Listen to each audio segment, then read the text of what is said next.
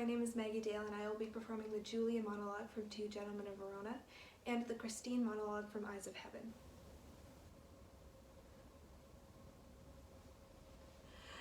Nay, would I were so angered with the same, oh hateful hands to tear such loving words, injurious wasps to feed on such sweet honey, and kill the bees that yield it with your stings.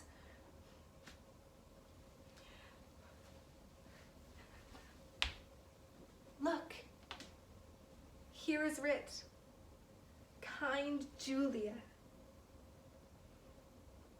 Unkind Julia, as in revenge of thy ingratitude, I throw thy name against the bruising stones, trampling contemptuously on thy disdain.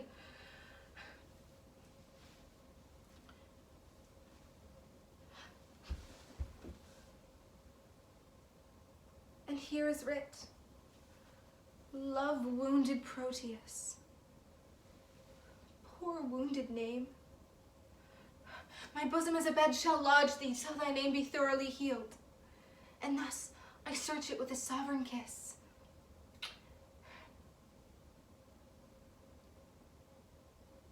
But twice or thrice was Proteus written down. Be calm, good wind, blow not a word away till I have found each letter in the letter, except mine own name, that some whirlwind bear unto a fearful, jagged, hanging rock, and throw it thence into the raging sea.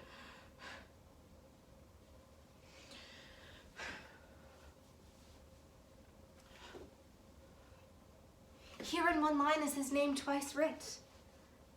Poor forlorn Proteus, passionate Proteus, to the sweet Julia, that I'll tear away. And yet I will not. Sith so prettily he couples it with his complaining names. Thus will I fold them one on another. Now kiss, embrace, contend, do what you will.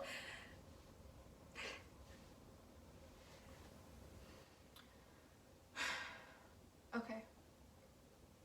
When my family first moved here, we lived in this big old heritage farmhouse towards Wingham, way off the road, nothing but corn for hectares and hectares. Couldn't even see the closest barn. My parents wanted peace and quiet, or something ridiculous. I was about 10, I guess, and my brother and sister were a bit younger. I never liked the house one bit. It always had this really weird feeling about it, but nobody else felt it. And we'd moved here from Oshawa, and I found all the country sounds strange at first, so I thought maybe it was just all in my head. But whenever I was alone in the house, I heard sounds. A child crying, weeping, softly, real sad. Always coming from this one room, an upstairs bedroom. And the plaster was coming off in there, so we just stored things in that room. But one time the door was jammed and my mom was trying to get in to get some game my brother wanted. She called my father and he couldn't get it, and for some reason I knew I would be able to open it. So I did. Just opened it, turned the knob. Easy as pie. My mom and dad couldn't believe it. I made sure I was never alone in the house by myself, ever. They get me this dog, a big shepherd, trying to make me feel safer.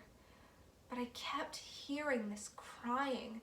It was so sad and lonely, you know?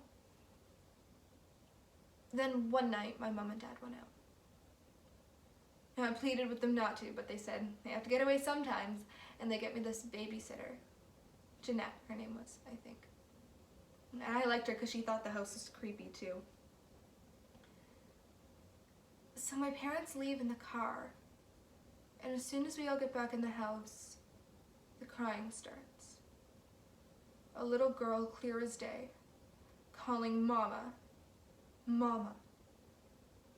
And I'm standing at the bottom of the stairs, and that great big shepherd dog starts whimpering and cowering. And I hear the door to the upstairs bedroom open. All by itself. Just creaks open. And this little girl appears at the top of the stairs in an old-fashioned dress. And she reaches out to me and she says, "Where's Mama?" And the door to the upstairs bedroom starts banging and banging and banging like it was angry. I bolted outside and took off down the road, totally freaking out with Jeanette, the dog, my brother and sister chasing after me.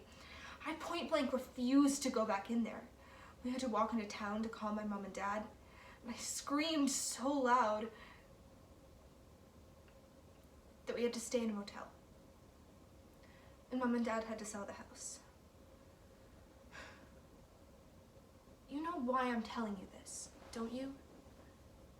I always wondered, why did she just appear to me? Was I special?